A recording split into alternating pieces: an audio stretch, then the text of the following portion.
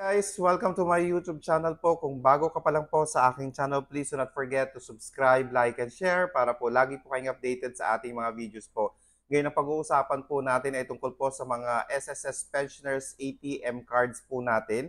Dahil po ang ating mga ATM cards may mga expiration po yan. Papaano na po kung nag-expire na po yung ATM po natin kung saan doon po tayo kumukuha ng ating monthly pension, ano po ang gagawin ng SSS pensioner po.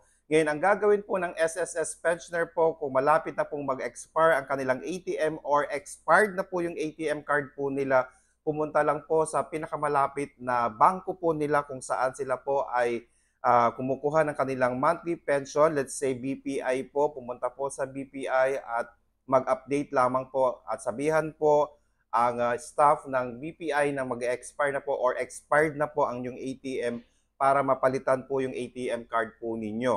Ang tanong, yung account po ba mapapalitan? Hindi po. I-update lang po ang ating mga ATM cards para po tuloy-tuloy po ang ma-receive po nating monthly pension po. Okay?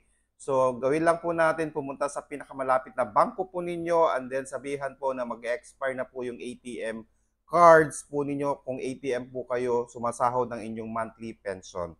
Okay, sana po nakatulong po ako. Please do not forget to subscribe, like, and share para po lagi po kayong updated sa ating mga videos. Maraming salamat po and stay safe. Bye-bye!